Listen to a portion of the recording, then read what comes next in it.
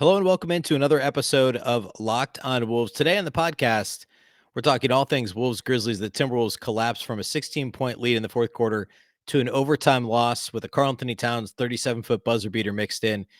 We're talking key takeaways from this game, how the collapse happened. Is the sky falling yet? Are we there already 9 games into the season? We're covering it all on the show today. Welcome in. You are Locked on Wolves.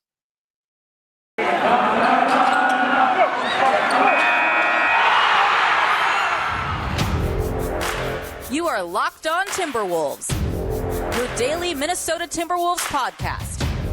Part of the Locked on Podcast Network. Your team every day.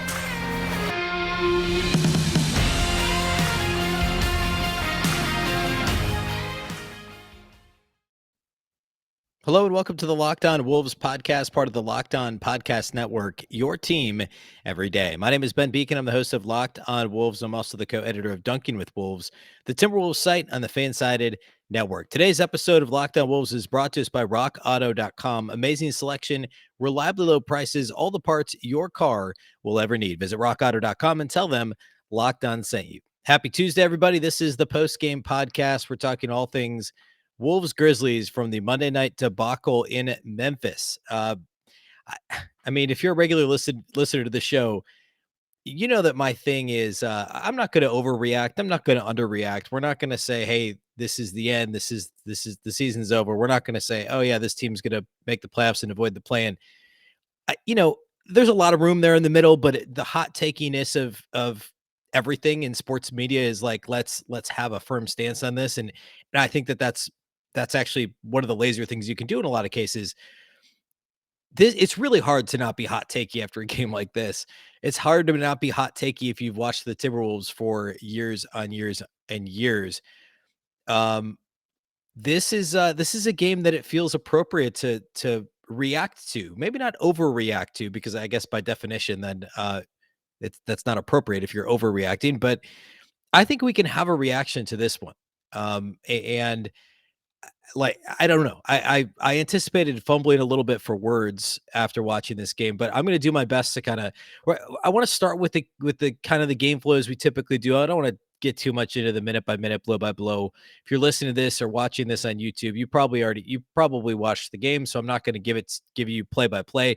But a few observations that I noticed down the stretch in the fourth quarter and overtime. And also, if you missed the game, if you didn't see it, I'll try and give you a sense for how it went down. Although, if you're a Timberwolves fan and you missed the game, you probably have a pretty good idea. But this was actually super entertaining. It was a fun game, minus the outcome and, of course, the double-digit fourth quarter collapse that again, Timberwolves fans are mostly used to. So we're going to do all that on the show. We'll do individual studs and duds, key takeaways, all that good stuff as we always do. First of all, thank you for making Locked on Wolves your first listen each and every day. Remember, Locked on Wolves is free and available on all platforms. That includes YouTube. Again, this is another one of those. I said this after the Magic game, I think last week. If you're not already following or subscribed on YouTube, this is probably a good facial expression podcast. I can feel my face already showing my displeasure where my words maybe aren't doing as good of a job. So be sure you're following or subscribed on YouTube, as well as all the audio platforms, Apple, Google, Spotify, and of course, Odyssey. You can also follow on Twitter at Locked on T-Wolves and at Beecken with 2 B's, 2 E's, CKEN. Okay. So the game flow in this one, we'll do this quick. The Timberwolves and Grizzlies, there wasn't actually the first quarter. There was a lot of offense, and it wasn't necessarily bad defense. I think both teams were playing hard. They were both making tough shots. This was a 34-34 game after the first quarter. The Wolves really struggled with offensive execution in the second. It kind of felt like the game was going to slip away, and then they had a couple of moments kind of mid-second quarter to really stem the tide. D'Angelo Russell started playing really well, and this was a 4-point Grizzlies lead at halftime.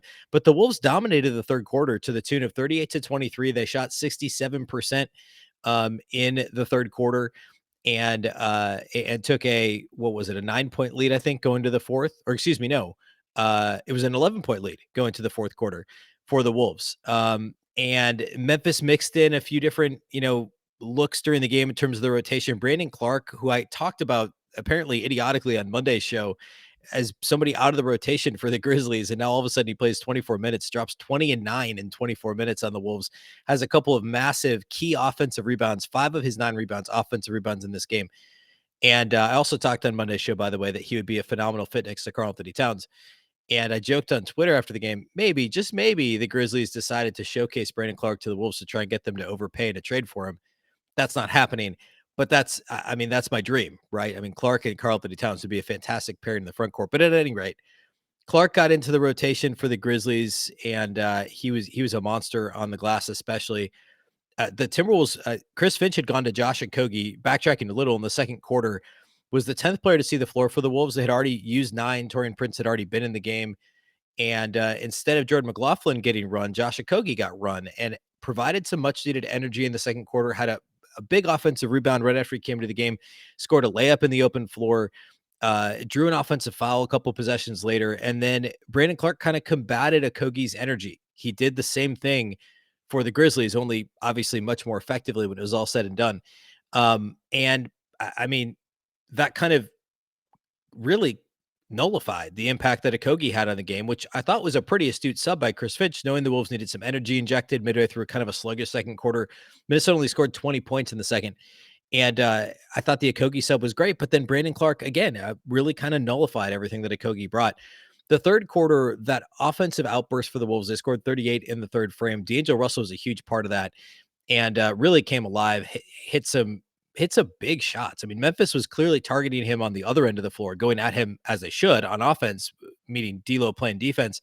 D'Lo mostly held his own for that stretch and then came back on the other end. And I don't know if it's because he realized what they were doing and decided to go off offensively, but hit a couple of tough threes, hit a couple of mid-range jumpers, kind of those rainbow turnaround fadeaway jumpers that he killed the Wolves with when he was with Golden State, when he scored 50 plus a couple of years ago. And it was vintage D'Lo offense in a good way in the third quarter.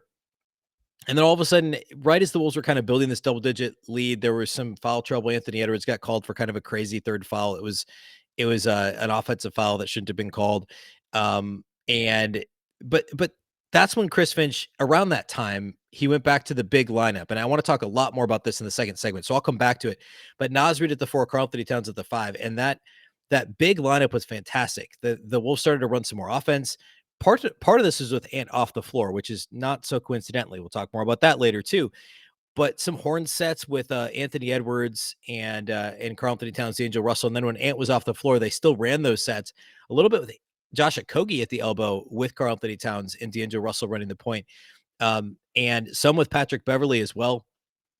And then at the end of the third, the Timberwolves missed, I think it was Naz missed a layup in the open floor that would have been like with the second and a half left. Towns was running the floor behind him, followed up with a buzzer beater, reverse layup put back to put the Wolves up by 11 going to the fourth. It was a fantastic play. That's when it kind of felt like, okay, the Wolves shot 67% in the third. They get this buzzer beater. They're up 11. This should be their game. They extend their lead to 16 at about the 7.5-minute mark in the fourth quarter. And then it's still 14 or 13 after Jaden McDaniels' monster dunk on a beautiful pass from Patrick Beverley. McDaniels is driving baseline or cutting baseline, I should say, gets the drop-off pass, gets the dunk and the harm, misses the free throw, but the Wolves are up 13 with 4:45 left or so in the game. And then it completely falls apart for the Timberwolves. The Grizzlies go on an 18-2 run over 6 minutes from roughly that kind of 7.5-minute mark until about the final minute of the game. 18-2 run from that point. The Wolves went scoreless on 8 of 9 possessions during that stretch. And despite being up 16 midway through the quarter, 13 with under 5 minutes to play, this thing comes down to the final couple of possessions, and the Wolves are down 5. I mean, Ja Morant got what he wanted at the end of the game. He beat Karl-Anthony Towns on the switch, or excuse me, he beat Jaden McDaniels around the corner, got to the cup, and had a massive dunk to put the Grizzlies up in the final couple of minutes. And then I'm going to pull up the exact sequence here because I want to make sure I get it right.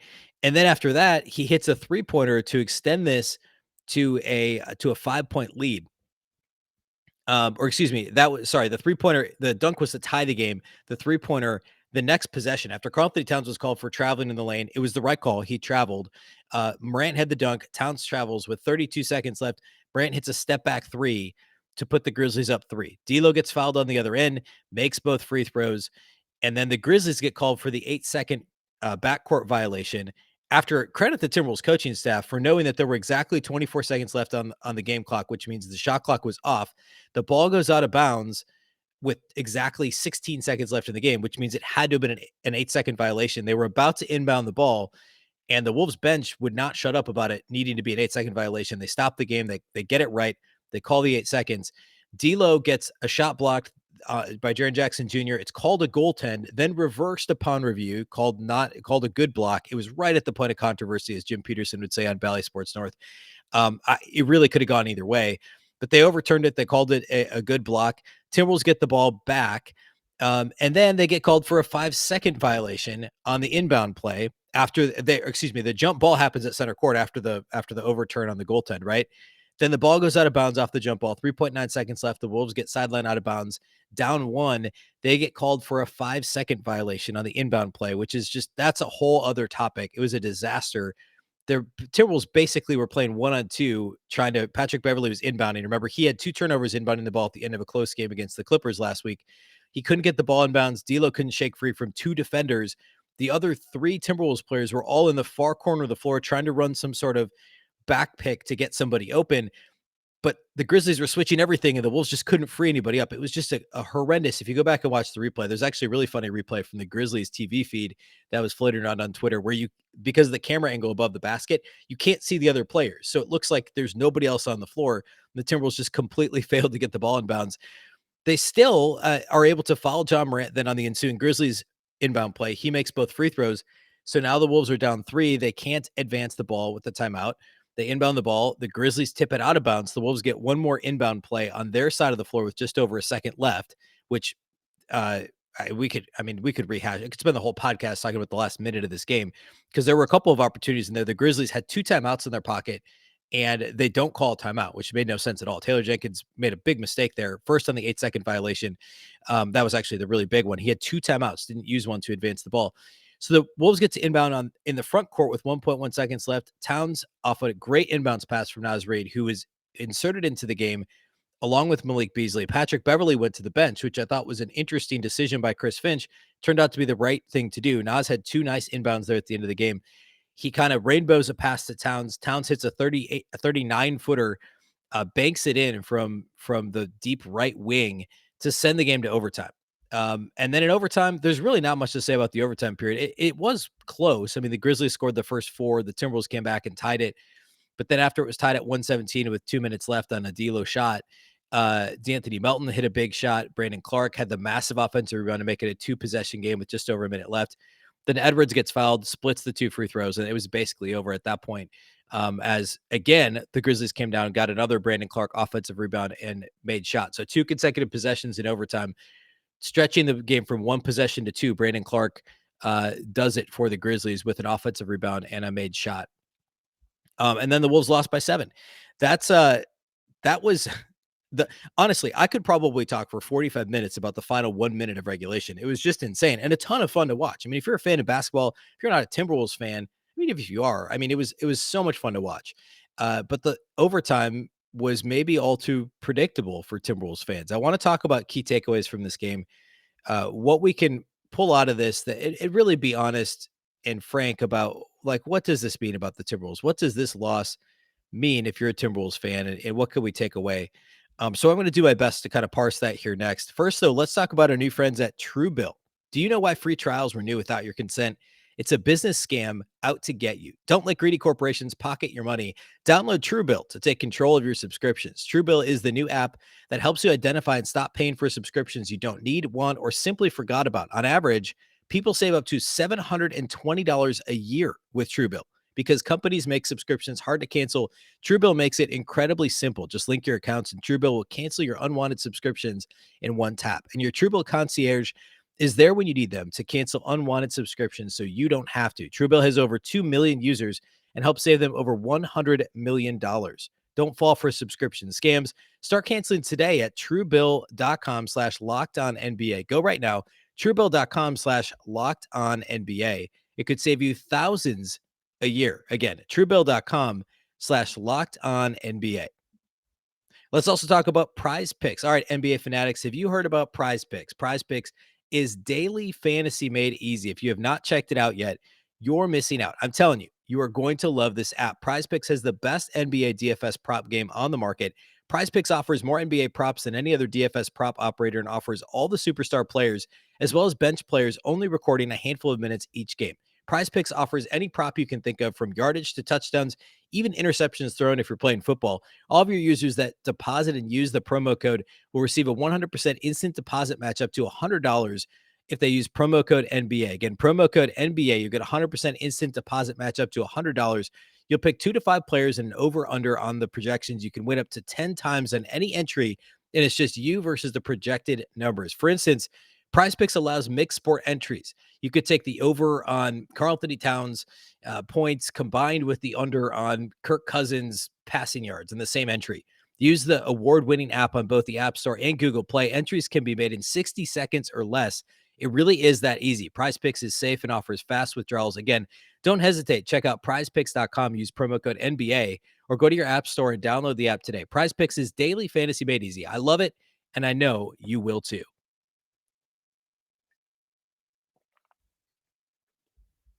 Okay, let's try and do takeaways. This is gonna be tricky. Let's start with a positive. The third quarter offense that the Timberwolves rolled out, that Chris Finch got them to run, was fantastic. The Wolves scored what, 38, I believe. Yeah, 38 in the third quarter. Um, and it it actually kind of looked like a well-oiled machine. And we have to take the positives where they come. We're talking, yeah, a good chunk of the first quarter, a little bit of the second, and basically the whole third quarter that the offense actually looked pretty good in this game. Um, so the thing I like the most is, well, two things I've actually talked about quite a bit on this show. I actually spent a lot of the offseason and the preseason, or really the weeks leading into the regular season, not specific to preseason games at all, talking about how I like that Chris Finch likes to play big lineups, right? Ryan Saunders loved to play small. And we don't know how much that was Ryan Saunders versus Gerson Rosas. It really seemed to be a Saunders thing, especially how much Chris Finch started playing big after he took over when Rosas was obviously still in charge of the front office. But Saunders never played Naz Reid and Karl-Anthony Towns together. I think maybe once for a couple of minutes he ever did that in the course of Saunders' tenure as head coach. And Chris Finch did it almost immediately. Remember, he would play Naz at the 4. He slid Jaden McDaniels to the 3, which he'd never done. He never played Jared Vanderbilt at the 5, which Saunders had started trying to do. He also played Juancho Hernan-Gomez at the 3. So I anticipated Chris Finch to try and play big a lot more often than he has early this season. It just hasn't happened very much. I also thought he'd run a lot more of and obviously they have multiple set. Well, I say the Wolves have multiple sets to get into offensively. Haven't really showed that yet this year. And Chris Finch admitted early in the season that they spent almost all of training camp working on defense.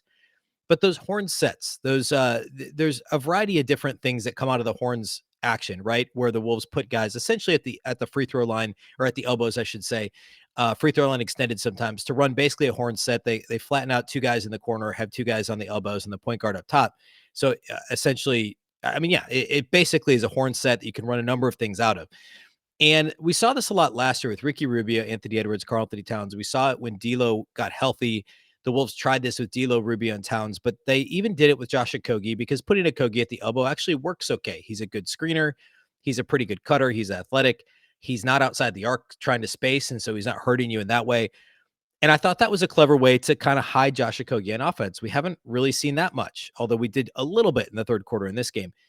So the big lineups and horn sets are things we didn't see much of over the first 6, 7 games of this season. We saw a lot of it in the third quarter, a lot of both of those things. And Naz Reid actually, Finch came back with Naz in the fourth quarter with Towns quite a bit more as well. And again, we'll talk individual studs and duds, and there's obviously plenty of noise when it comes to single game individual plus minus, but Naz by far had the Timberwolves' best plus minus on the team, a plus 15 in just 14 minutes. Nobody else had better than a plus 8. In fact, the Timberwolves only had 2 players with positive plus minuses in this game, by the way, Josh Okogie and Naz Reid. Not at all suggesting they were the 2 best players on the floor for the Wolves, so don't get that twisted. But Naz Reid was really good in this game, and the Naz plus Towns minutes in the front court were really, really solid. So we saw a lot more horn sets in the third quarter, kind of running into middle pick and rolls, dribble handoffs. There were a couple of there was one play in particular where the Wolves ran it into a pick and roll. D'Angelo Russell drove left, and the low man for the Grizzlies was guarding, I think it was Jaden McDaniels in the bottom corner, in the right corner. And he stepped up to stop the D'Lo, try and contain the D'Lo drive. And D'Lo just slung it to the right corner for a wide open 3-pointer. It might've been Malik Beasley, actually. It was either McDaniels or Beasley. And it was a wide open corner three. That's the sort of thing we saw late last year from Rubio, from D'Angelo Russell in those sets. And if it's Anthony Edwards, he's obviously more likely to get downhill and just attack, which is another issue we'll talk about here in a minute. But at least with D'Lo, you wonder, is he going to score? Is he going to pull up and shoot a jumper? Is he going to pass it? And you have to respect his passing ability. And those sets are fantastic. I'd like to see exactly what their points per possession was ran out of horn sets. I should go back and kind of log that, because those sets provide so many different options out of them. And it's just I mean, if it feels like if they don't get into those sets, they're running side pick and rolls, or they're simply doing, running isolation towards the end of games. And those are major issues. They just aren't getting into anything. And at least if you start in horns, you're getting some action going where you're involving at least three of the five players on the floor, and the other guys are spacing, and hopefully they're good shooters. In most cases, they are if you're running horns in the middle of the floor. And there's a lot to like about that action. And it worked in the third quarter in this game. So the big lineups, the Nas plus Towns minutes, we're going to talk a lot more about that moving forward, because I love it. We talked lineups last week, some different lineup combinations I think it was Friday's show, maybe last week. And the Nas Towns minutes, the Vando minutes, those are all really good when you've got a a big next to Towns who can do, multiple things, like rebound and play defense. And in the case of Nas, at least shoot the ball a little bit. It's definitely been a positive. Another key takeaway, the rotation I thought was really intriguing in this game. We saw Malik Beasley play more minutes with the starters, especially down the stretch. He had a decent game. He was 0 of 5 outside the arc, but was active and at least felt like he was in the flow of the game a little bit more than he was earlier this season. Obviously not a great game for him, but we saw him play more with the starters. We saw the Josh Okogie energy minutes in the second quarter, and then late in the game, he got into it a little bit, got onto the floor, got out and guarded Ja Morant a little bit down the stretch and did okay. We did not see any Jordan McLaughlin minutes. We did not see any Jalen Noel minutes. And very little Taurean Prince. Taurean Prince got some first half run. It was not good. Played 6 minutes, missed his only shot. I think it was a mid-range jumper too. The ball, he had a little bit, his hands were a little bit sticky. It seemed like he wasn't swinging the ball. He was kind of dribbling and driving a little bit more than you want to see from Taurean Prince. Just does not look comfortable at all. He did not play in the second half of this game. Those minutes were taken by Josh Okogie, and also just by the Timberwolves playing bigger. So I thought that was notable. No Jordan McLaughlin, no Jalen Noel, who had been in the rotation against the Clippers. Neither one of them played. The question for me that I want to dive into a little bit more on Wednesday's show this week: how do the Timberwolves keep the ball from stopping? Down the stretch in this game, it wasn't simply that they clammed up when the lead started to shrink in crunch time, which they did. They did do, but it was a 16-point lead. You don't need to clam up when it's 16, 14, 13, 12. You don't need to clam up when it's a double-digit lead with 5, 6, 7 minutes left in the game. So why are they ball stopping? A lot of the time it's Anthony Edwards. He wants to go isolation. He wants to get a pick and just get downhill, which I understand. But if you go back and watch, there were multiple possessions where he would get into the paint and be surrounded by 4 or 5 Grizzlies players, have open shooters at almost every location around the arc, or even a cutter, diving baseline that he could drop the ball off to. And he just gets complete tunnel vision. And early this season, we lauded on this program, I lauded Edwards' ability to kind of see the next couple of steps, which he wasn't doing last year. In this game, at least, the last couple games, and I'm sure it's a function of pressing. It's a function of, he said this post game after the Clippers loss on Friday, he's the only one going to the basket. And I don't know if he meant it as a dig to his teammates or just in, he says what's on his mind. It's Anthony Edwards, right? That's what he does. But he really is, outside of Towns, he's the only guy that's truly consistently going to the basket. And he's so one track mind focused on, I'm going to score the basketball. He's not looking for cutters. He's not looking for shooters outside the arc enough. And that was an issue in this game as the defense collapses on Anthony Edwards, who's wanting to go isolation, getting a screen and wanting to just get downhill and not looking to pass the ball. How does Chris Finch keep Anthony Edwards from being a complete ball stopper? D'Angelo Russell was guilty of this as well, but at least he was mostly making his shots in this game, right? I mean, D'Lo ended up being 10 of 22 for the game, 6 of 13 on threes, got to the line a little bit, only turned it over a couple of times. D'Lo was good in this game. And when he's good, D'Lo, when he's making shots, you don't mind if he takes some of those semi-contested shots because he can make them. And you come out of the game, he shoots almost 50% from 3, 50% from the field, 7 assists to 2 turnovers. I'm not going to complain about D'Angelo Russell's game, A couple heat checks here and there, but how many times does Anthony Edwards shoot what's essentially a heat check jumper when he isn't hot? And he does that quite a bit, right? So I'm not going to drag D'Lo for making shots, um, for taking and making them. Anthony Edwards is the one who was the true ball stopper in this game. And again, I mean, Karl-Anthony Towns ends up third on the team in shots attempted. He's third on the team in usage rate. He's been third in field goal attempts most games, at least when D'Lo's healthy. That's not what the Wolves want. You can't have Karl-Anthony Towns third on your team in field goal attempts. It's not a recipe to win. There's just this lack of urgency down the stretch where it's like, we'll play ISO, we'll make a shot eventually. But they had multiple possessions in a row where they didn't even get a shot off because they turned the ball over.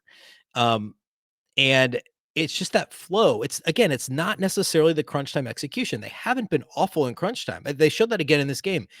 They functioned well enough outside of the 5-second call and the out of bounds play to get the ball up at the rim to when the game was actually close in the closing minutes, right?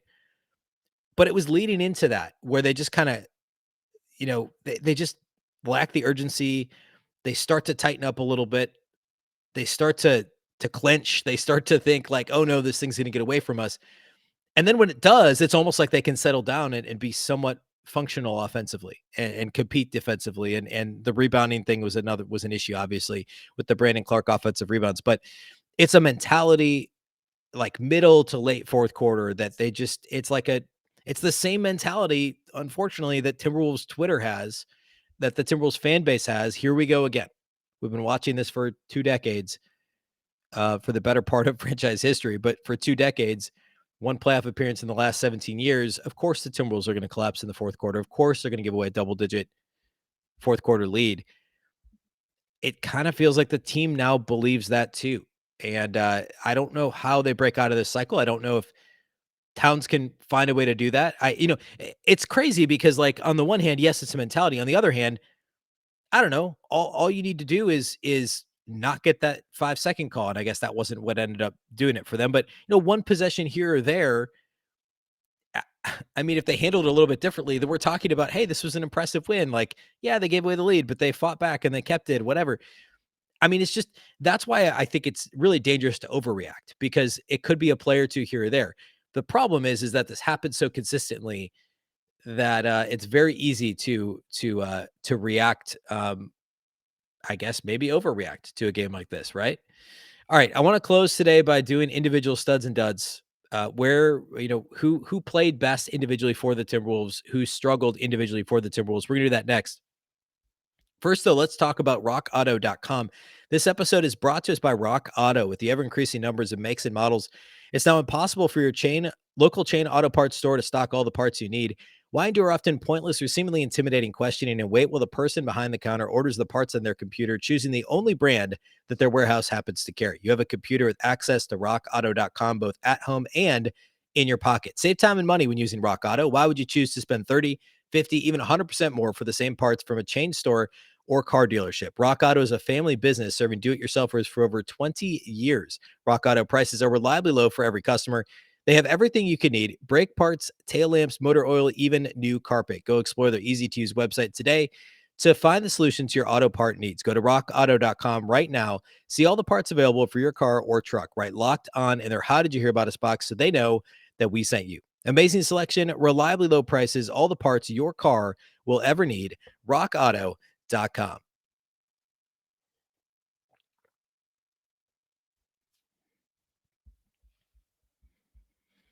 Okay, let's talk individual studs and duds. Number one for the Timberwolves has to be Karl-Anthony Towns. Yes, there were a couple of plays down the stretch that, the traveling call was, or the traveling when he traveled. I mean, he did travel, so it wasn't just the call. It was the action of him traveling in between those big Ja Morant shots at the end of regulation was really bad. There were a couple of other plays that he just, didn't make the easy play, but he finished 25 and 13, 3 assists, 2 blocks, a steal, and had the game tying 3-pointer to send the game to overtime. 9 and 20 shooting. You'd love him to get more than 5 free throw attempts. You'd love him to shoot a little better than 3 of 9 outside the arc. But grand scheme of things, this was a good game from Cat. And I thought he did a pretty good job. I mean, Steven Adams wasn't really a major factor in this game, which was interesting. And I think it was a lot to do with the Timberwolves being willing to go with two bigs and spread the floor with a couple of bigs that can shoot threes, obviously in Towns and Naz Reid. So that played into it a little bit. But Adams was not really a factor in this game. And he's traditionally played well against the Wolves, although Towns hasn't necessarily had much of a problem with him in a one-on-one setting. But a good game from Cat overall. Second stud for me has to be D'Angelo Russell. 30 points at 10 of 22 shooting, 6 of 13 outside the arc. So just a shade under 50%, both overall and from deep. He was 4 of 9 on 2-point attempts, 4 of 4 from the free throw line, 7 assists, 5 rebounds, a steal, and a block. Only 2 turnovers in this game. And he had that almost goaltend, or what was initially ruled a goaltend towards the end of regulation, that would have given the Wolves a 1-point lead with just a few seconds, 6 or so seconds left in the game. That was a solid take by him. The Grizzlies were not expecting him to split the defense and go to the rim. D'Lo doesn't drive that often, right? He typically likes to pull up for a jumper or shoot a deep three, or he'll pass it in a pick and roll situation. But he got all the way to the basket, and you'd like to see him go maybe a little bit stronger and get it up on the glass instead of essentially shooting a floater from 5 feet away. It's basically like it was essentially a floater, to allow it to get blocked. If he gets it on the glass, it's on that side of the rim, right? He was on the left side of the rim. Jaren Jackson Jr. is coming from the right side. If he gets it up on the glass, it's either a goaltend because the ball's up off the backboard first, or D'Lo can use the rim to protect the shot. He doesn't do that. He floats it up there. Jackson blocks it. Um, Not to take away from D'Lo's game. He had a good game. The Wolves aren't in overtime in this game if it's not for D'Lo. They never would have built the double-digit lead in the first place. A ton of that was his play in the third quarter. Great to see him bounce back after missing both Clippers games and the second half of the Magic game with the sprained ankle, and really encouraging to see him. He played 41 minutes in this one, which is a little bit of a surprise after he missed the last couple games, but great game from D'Lo. My third stud in this one, this is a little tricky. I'm going to go with Naz Reid. He only played 14 minutes, which was actually the third least minutes played of the 10 Timberwolves players who played in this game. But he was really good when he was on the floor. I mentioned earlier he had a team best plus 15 in the plus minus column, 8 points, 5 rebounds in 14 minutes, 2 of 4 shooting, nailed both of his 3-point attempts, both right corner threes, both at big moments when the Wolves were building their lead. And they were playing the right way offensively. It was good to see them as a team get rewarded for playing the right way offensively, and also Naz be rewarded for continuing to stick with it. His 3-point shot really wasn't falling late last year or the first few games this year, but it's come on a little bit of late, and he played really well. Again, 8 points, 5 rebounds, 1 assist, and a block. No turnovers in 14 minutes, plus 15 plus minus for Naz Reid. Really, really good minutes, mostly next to Towns. Towns only sat, I guess, including overtime. I guess he did sit 10 minutes. So maybe the minutes with Towns were maybe a little bit, the minutes with Towns off the floor, Naz was still solid. But again, the minutes with Towns were fantastic in this game. Duds, Anthony Edwards gets a dud. I'm sorry. Maybe it's a little controversial. He was 9 of 22. Well, it's not bad. We'll take that. 4 of 9 outside the arc. Obviously, very good mark there. But 4 turnovers to just 3 assists in 43 minutes. Ball stopping in the second half. Some bad decisions down the stretch. A couple of poor decisions shooting the ball. And just not Anthony Edwards' best game. Again, not the end all be all. He did have the worst plus minus on the team, a minus 16. I mean, the Wolves will generally take 27 points, 5 rebounds, 3 assists, 3 steals from Ant, and nearly 50% from 3 any night of the week. But the 4 turnovers, the shot selection late, the ball stopping, some of the defensive issues, those were all problems in this one for Ant. And it wasn't his best game. Exciting player, obviously. This is one game. Don't get too worked up about this if you don't like him being a dud. But a lot of the offensive issues can be directed back towards him in the fourth quarter and also a little bit in overtime. But Anthony Edwards really, really struggled in this one.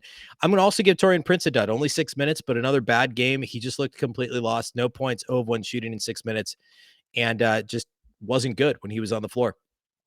All right, that's it. We can flush this one.